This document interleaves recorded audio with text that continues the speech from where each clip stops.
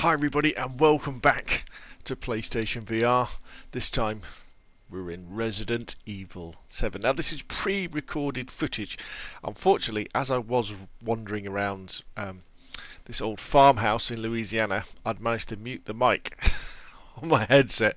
So although I was chattering away, none of it got recorded. But anyway, this is Resident Evil 7. Picked it up today, chopped in my PlayStation camera that I got free with the bundle I got, and got Resi 7 on disc, and wow, what an experience it is. So the kind of practicalities of it, what I've discovered that I enjoy about these first person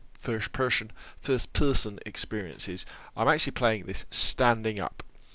And then the way I'm moving around is you kind of move forward and strafe left and right with the left thumbstick, and then when you tap the right thumbstick to the right, you turn in increments. You'll see me doing that where it kind of flicks, and I found this quite comfortable to do. And as the movement is fairly slow, I didn't feel ill at all. In fact, the only time I felt a little bit of a twinge was in a bit where you go down a ladder, and it's that changeover between sort of being in one position then being in another position really quick. The other odd thing is when you're playing it standing up is when you get knocked down, which happens later on, all of a sudden you're on the floor, which is a bit weird. But what I really like about standing up is, although yeah, you can tap the R3 button to crouch down, you can physically just crouch down in the room and look down and look around objects, then interact with them if you can with the X button. So the story, Resident Evil 7.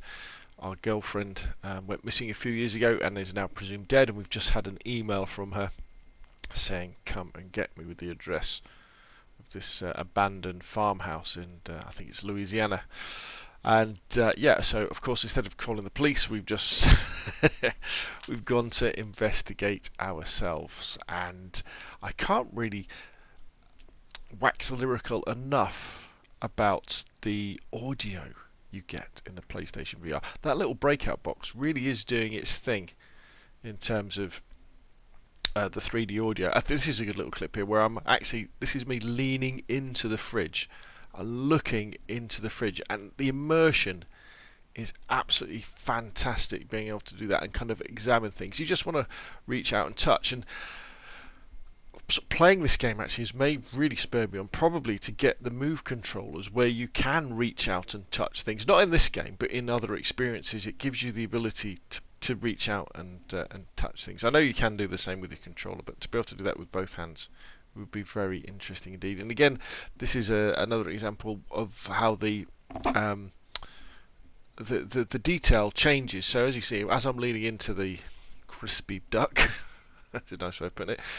The texture is very detailed. You can see the glistening and the wet. But as you look into things that are further away, the resolution drops off. But I guess that's kind of what the PlayStation VR and the PlayStation standard ones, PlayStation base model that I've got is doing. I guess probably on a PlayStation Pro you maybe wouldn't lose that quite as much into distance. But it does make you very confident in the future as developers get their heads around getting the most out of the horsepower, not only from the PlayStation but the PlayStation VR. They'll be able to increase those resolutions as they get more and more used to developing the engines to do this sort of thing. The game itself, very, very creepy. I won't play too much beyond where my commentary stops, but there are lots of jump scares, and in fact there is a little bit later on which you won't see in the video where I've got to go down these stairs. This door opens and I've got to go down these stairs, and it's probably the first time in a game where not only was my mind my body was telling me don't go down the stairs. I felt physically scared. Normally in a game you're not really that bothered, are you? Because you go, you investigate it, you get in a fight with the boss, you die, you respawn or whatever. But here I was getting, and I'm going to use this word, sorry, a visceral reaction, a physical lizard brain reaction to what was in front of me, because there was also some noises down the stairs as well, some funny noises, and I was like, don't go down there.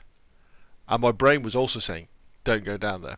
So I investigated the rest of the area I was in. There was nowhere else to go, so I had to go down there, but I was really like, I really do not want to do this. I am scared. I do not want to go down.